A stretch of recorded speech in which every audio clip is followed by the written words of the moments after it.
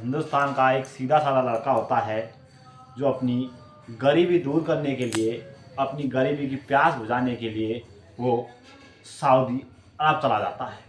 दोस्तों, सऊदी अरब जाकर उसकी किस्मत चमक जाती है। वो एक अमीर पैसे वाले घर में जाकर उनका घर का एक ड्राइवर की नौकरी मिल जाती है। दोस्तों, उस घर के अंदर सिर्फ 6 लोग थे, जो 2 बेटे, 2 बेटी और एक माँ बाप, यानी कुल मिलाकर उसका काम यही था कि उनको लाना और ले जाना। दोस्तों, लेकिन वहाँ के नियम इतने सख्त, वहाँ के कानून इतने सख्त थे कि आपकी रूह कांप जाएगी। दोस्तों, वहाँ के नियम थे कि जो भी उस घर में लड़की या महिला थी, उससे नज़र से नज़र नहीं मिला सकता, उससे आँख नहीं मिला सकता, उसका शरीर को बिल्कुल एक भी अंग नहीं देख सकता, क्योंकि उसके शरीर का प्रत्येक अंग कपड़े से ढका हुआ था। यहाँ तक कि नाखून भी उसका ढका हुआ था। ना ही कोई बात कर सकता है, सिर्फ उसका काम था ड्राइविंग करना। अंदर से जैसे ही किसी भी महिला का या किसी भी व्यक्ति का काम पड़ता, सिर्फ वो बात करता था तो उसके मालिक और उसके बेटे से। महिलाओं से किसी से कोई बात नहीं होती। अगर कोई महिला उसके साथ बैठकर कहीं जाती है तो एक पर्ची लेकर आते हैं, वो पर्ची को उसकी सीट पर फेंक दिया जाता है, और सीट पर फेंकने के बाद दोस्तों उस पते से एड्रेस पर वो सीधा गाड़ी ड्राइव करके पहुंच जाता है। लेकिन दोस्तों, एक दिन वो उस महिला के साथ कुछ ऐसा करता है और ऐसा कर देता है, इतने सख्त कायदे कानून होने के बावजूद भी, जो आप सुनोगे तो आपकी रूह कांप जाएगी। आपके सोच भी नहीं सकते कि इतने कड़े कानून होने के बाद भी एक भारतीय ड्राइवर ऐसा कर सकता है। तो दोस्तों, कहानी को पूरा सुने। कहानी सुनने के बाद आपको बहुत कुछ इस कहानी में मिलने वाला है। तो दोस्तों, कहानी शुरू करने से पहले आपसे छोटी सी रिक्वेस्ट है कि अगर आप हमारे चैनल नए तो प्लीज़ हमारे चैनल शेयर करें, सब्सक्राइब करें और बेल आइकन दबाएं। नमस्कार दोस्तों, मैं धर्मवीर आपको आज जो सच्ची कहानी सुनाने जा रहा हूँ वो सच्ची कहानी है सऊदी अरब की। दोस्तों, सऊदी अरब एक भारतीय लड़का, जिसका परिवार, जिसकी फैमिली, जिसका बैकग्राउंड बिल्कुल कमज़ोर और गरीब था, वो अपनी गरीबी दूर करने के लिए वो सीधा सऊदी अरब चला जाता है। दोस्तों, सऊदी अरब जाकर एक रईस खानदान में, वो एक रईस परिवार में एक ड्राइवर की नौकरी मिल जाती है। दोस्तों, उसका काम यही था कि उस घर के जो भी सदस्य थे, कहीं जाते हैं उनको ले जाना और वापस लेकर आना। लेकिन दोस्तों, उनको भी एक ईमानदार लड़के की आवश्यकता थी। इसलिए दोस्तों, एक पाकिस्तानी लड़के को हटाकर उस लड़के को रख लिया जाता है, जिसका नाम होता है दोस्तों रोहित। दोस्तों, रोहित को वहाँ पर नौकरी के लिए रख लिया जाता है। रोहित की नौकरी का टाइम था सुबह 6 बजे से शाम को 8 बजे तक, बिल्कुल अलर्ट मोड पर वहीं पर गाड़ी पर खड़ा रहना था। लेकिन दोस्तों, नौकरी लगने से पहले उसका जो मालिक था, उसने रोहित को सख्त आदेश दिए थे कि अगर तुम्हें यहाँ पर रहना है, यहाँ नौकरी करनी है, तो यहाँ अरबी भी सीखनी पड़ेगी। तो दोस्तों, कुछ दिनों में रोहित वहाँ अरबी भाषा भी सीख लेता है और हल्की फुल्की इंग्लिश भी बोलना सीख जाता है। अब दोस्तों, रोहित वहाँ नौकरी करता है।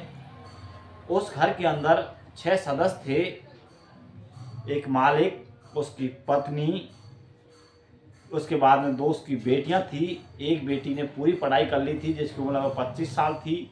एक बेटी कॉलेज जाती थी। उसके बाद 2 छोटे छोटे लड़के थे, जो कि वो मदरसा जाया करते थे।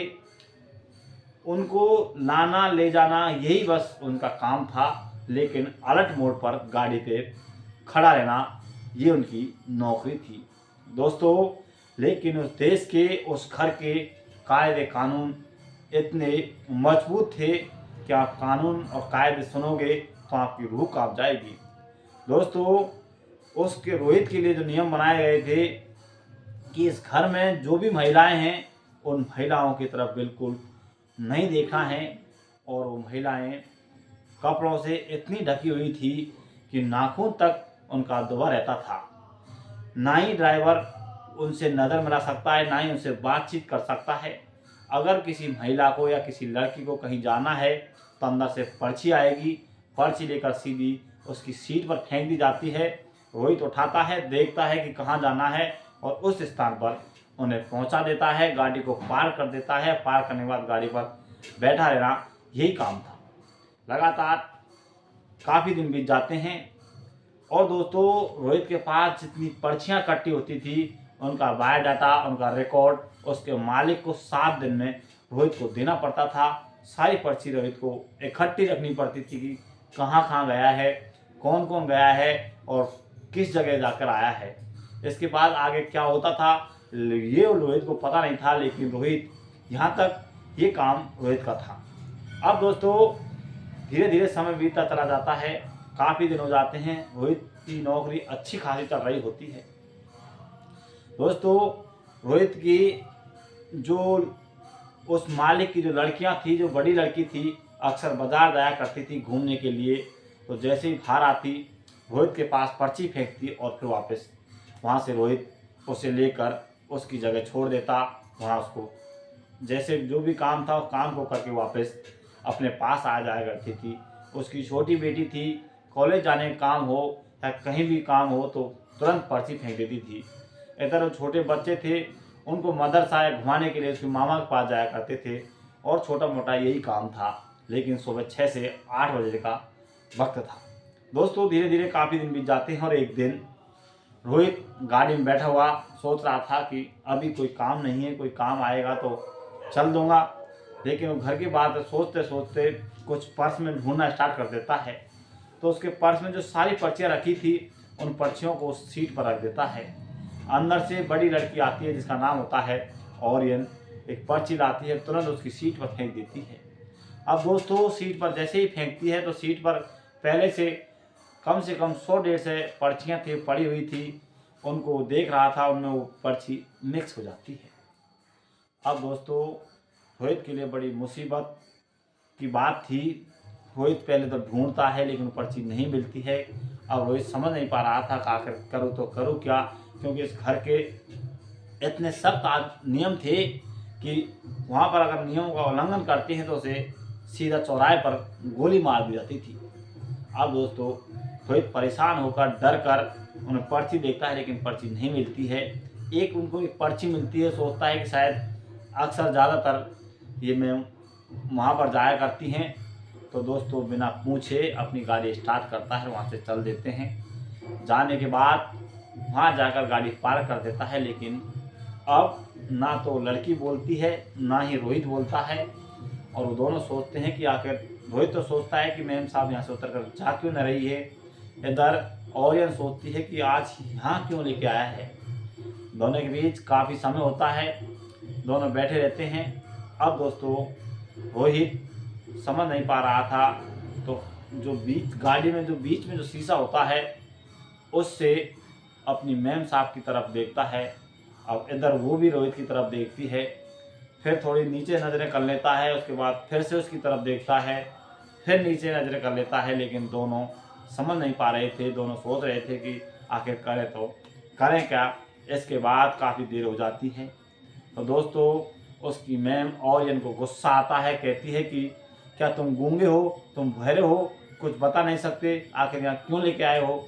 दोस्तों इसके बाद रोहित को भी गुस्सा आ जाता है। रोहित कहता है कि आपके कानून इतने सख्त और इतने कड़े हैं कि मुझे गूंगा बना दिया है, मुझे बहरा बना दिया है, ना तो मैं बोल सकता हूँ ना कुछ कह सकता हूँ। दोस्तों ये बात दोनों के बीच होती है। इसके बाद अब वो मैम भी बोलती है, कहती है कि मुझे यहाँ क्यों लेके आए हो। कहता है कि इतनी सारी पर्चियाँ थी, ऐसे नियम थे, मैंने तो आपसे बोल सकता था, मैं बात कर सकता था और मैं वो पर्ची उसमें गुम हो चुकी थी, इसलिए मैं यहाँ लेकर आया हूँ। दोस्तों इसके बाद वो सब कुछ बताती है। इसका जो जगह थी वहाँ पर लेकर जाते हैं, वहाँ गाड़ी पार्क की जाती है। पार्क करने के बाद वहाँ सारी शॉपिंग की जाती है। फिर इसके बाद दोनों के बीच बातचीत होना स्टार्ट हो जाता है और फिर वो रास्ते से वहाँ से चल देते हैं। लेकिन दोस्तों रोहित था, उसका शरीर में जो घबराहट थी, जो डर था, आगे घर क्या होने वाला है। तो दोस्तों रास्ते में गाड़ी रोकता है, अपनी मैम के सामने रोने लग जाता है। कहता है कि मैम मुझ पर बहुत बड़ी गलती हो गई, मुझे माफ़ कर देना। दोस्तों इधर वो कहती है ओरियन कि गलती तो हुई है, लेकिन गलती मुझसे भी हुई है। जब मैंने तुमसे बात की, तुमने मुझसे बात की, अब आ गए घर, बाबा को पता चलता है तो वो आखिर क्या कहेंगे, क्या सुनाएंगे। और यहाँ के सख्त कानून और नियम इतने कड़क हैं कि आप सोच भी नहीं सकते। दोस्तों दोनों घबरा जाते हैं, लेकिन कहते हैं कि कोई बात नहीं, तुम ऐसा करना कि तुम मेरे बारे में मत बताना, मैं तुम्हारे बारे में कुछ नहीं बताऊंगी। दोस्तों दोनों बात को वहीं दबा देते हैं और घर चले जाते हैं। लेकिन दोस्तों इसके बाद अब वो घर में चोरी छुपे, किसी को पता नहीं था कि इस तरह दोनों बातचीत करते हैं। लेकिन जो ओरियन थी वो घर पर सारी बात बता देती है अपनी बहन को, अपनी माँ को।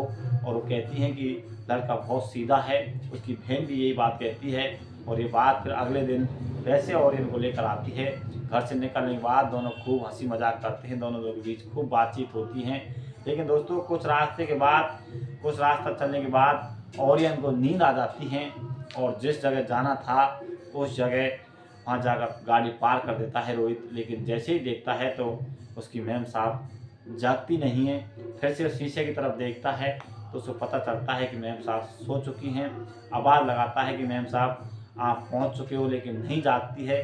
फिर उस सीट पर जाता है, हल्के से हाथ उठाता है, फिर सारे हाथ को हिलाता है, लेकिन फिर भी नहीं सहलती है। इसके बाद फिर अपने दोनों हाथों से उसको पकड़कर जोर से हिलाता है और फिर कहता है कि आप जहाँ जाना था वहाँ पहुँच चुके हो। इसके बाद एकदम उसकी आंखें खुलती हैं, रोहित घबरा जाता है, डर जाता है, डर के दूर भाग जाता है। अब और इन कहती है कि क्या तुमने मुझे टच किया। दोस्तों मना करता है, लेकिन बार बार ये कहती है। फिर कहती है मैम मैंने आपको टच नहीं किया, सिर्फ आप सो चुकी थी, जिस जगह मुझे आपको लाना था उस जगह आप पहुँच चुकी हो, मैंने आपको जगाया था। लेकिन वो फिर इसके बाद इतनी घबराहट देखकर हंसने लग जाती है। कहती है कि मुझे सब कुछ मालूम है और ना ही मैं सोई थी, सिर्फ मैं ये देख रही थी कि तुम क्या करते हो और तुमने मुझे टच किया। मैं बड़ी खुश हूँ। दोस्तों मैं भी चाहती हूँ कि मेरा कोई दोस्त हो, मेरा कोई फ्रेंड हो, लेकिन घर के इतने कड़े सख्त नियम हैं, उनमें इतने नियमों में कैसे निभाऊँ। मेरी भी उम्र 25 साल हो चुकी है। मैं भी चाहती हूँ कि मेरा कोई बेस्ट फ्रेंड हो, कोई अच्छा मित्र हो और उसके साथ मैं भी एंजॉय करूँ, मैं भी घूमूँ। अब दोस्तों ये प्रस्ताव अब वो रोहित के सामने रखती है कि रोहित तुम मुझसे दोस्ती करो। लेकिन रोहित रोने लग जाता है, गिड़गिड़ाने लग जाता है कि मैम आपके यहाँ पर आप मेरी मालकिन हो और आपके नियम इतने सख्त और कड़े हैं, मेरी जान को क्यों आप पर डालने लग रही हो, क्योंकि अगर किसी को पता चल जाएगा तो मेरे साथ क्या होगा। दोस्तों इसके बाद जो ओरियन थी वो कहती है कि तुम्हें सारी बातों को मेरे ऊपर छोड़ दो, तुम्हें टेंशन लेने की कोई ज़रूरत नहीं है। और दोस्तों इसके बाद अब दोनों के बीच वो प्यार इतना बढ़ जाता है, दोनों के बीच नज़दीकियाँ बढ़ जाती हैं, दोनों हंसी खुशी अपने साथ जीवन व्यतीत करते हैं। लगभग दोस्तों उनको ऐसे ऐसे करते लगभग 1 साल का समय बीत जाता है। दोस्तों 1 साल के बाद अब एक दिन इन सारी हकीकत के बारे में उसकी माँ को पता चल जाती है। और दोस्तों माँ को पता चलने के बाद उसकी माँ उस ओरियन को बुलाती है, उससे कहती है कि तुम आखिर ये कर क्या रही हो, एक हिंदुस्तानी लड़के को इतनी बड़ी मुसीबत में क्यों डाल रही हो। और दोस्तों इसके बाद अब उसकी माँ उस लड़की को बुलाती है, फिर रोहित को बुलाया जाता है। रोहित को सारी बात बताई जाती है कि रोहित इस लड़की ने तुम्हारी ज़िंदगी मुसीबत में डाल दी है, क्योंकि यहाँ के नियम इतने सख्त और कड़े हैं और तुम बहुत सीधे साधे इंसान हो, इसलिए तुम मेरी कहना मानो कि तुम अब समय रहते यहाँ से निकल जाओ। दोस्तों अब रोहित की छुट्टी को सिर्फ 1 महीना ही घट रहा था, और से रोहित को आए हुए ना लगभग 2 साल पूरे बीत चुके थे। 2016 में वहाँ जाता है, 2018 होने वाली थी। और दोस्तों इसके बाद रोहित वहाँ से अपने सामान सट्टा लेकर वहाँ से निकल आता है। तो दोस्तों ये थी आज की कहानी। अगर आपको अच्छी लगी हो और आप हमारे चैनल पर नए हो तो प्लीज़ हमारा चैनल शेयर करें, सब्सक्राइब करें और बेल आइकन दबाएं। दोस्तों इस कहानी को सुनाने का उद्देश्य किसी को परेशान करना नहीं है, किसी का दिल दुखाना नहीं है। हमारा उद्देश्य है आप सचेत रहें, जागरूक रहें, इसलिए हम आपको इस तरह की वीडियो कहानी लेकर आते हैं। आगे भी इस तरह की वीडियो कहानी लेकर आते हैं। जब बने रहिए हिंदुस्तानी क्राइम न्यूज़ चैनल पर। जब तक के लिए नमस्कार, जय हिंद, जय भारत।